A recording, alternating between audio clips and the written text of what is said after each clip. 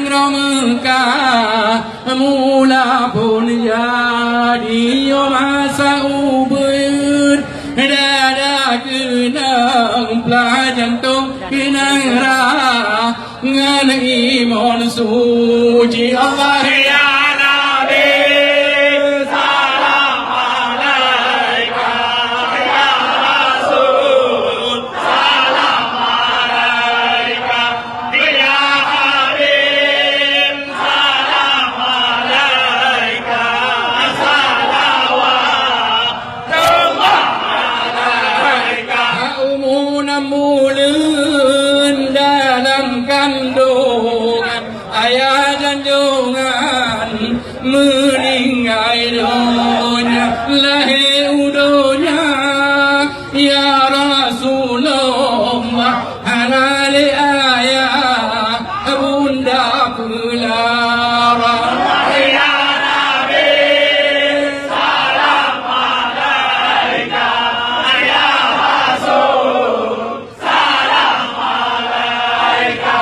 ya Habib salam alaika salawatullah alaika Nabi Muhammad Allah genasihat gaya cuman dalam nuraka hendak takut gelapui tunduk kuman kejatung dalam nuraka ya Nabi salam alaika ya Rasul salam alaika ya Habib salam alaika salawatullah alaika Allah Nabi handam kagumulu umpah jalan murah mubayang akan Nabi geja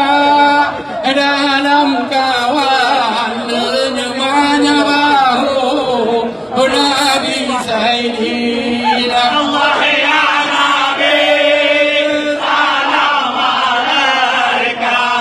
ya Rasul salam alaika ya Habib salam alaika dan Mustika Kecamatan Mutia Timur.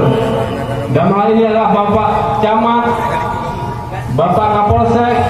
Bapak Danramil, Bapak KUA yang di Kecamatan Mutiara dan Kecamatan Mutiara Timur. Berikutnya saya takdim kamar kepada Al-Mukarram yang mulia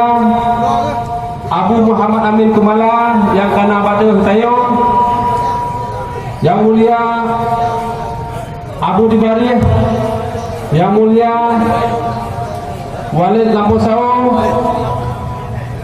yang mulia yang berhoda kepada Khatib dan pengurus masjid Baitul A'ya Lil Mujahidin, penghormatan kamal kepada Imam Si dan pengurus Kota Bernun. Berikutnya penghormatan kamal kepada pimpinan Bank Aceh, Bank Mandiri Sadat yang di Kecamatan Mutiara,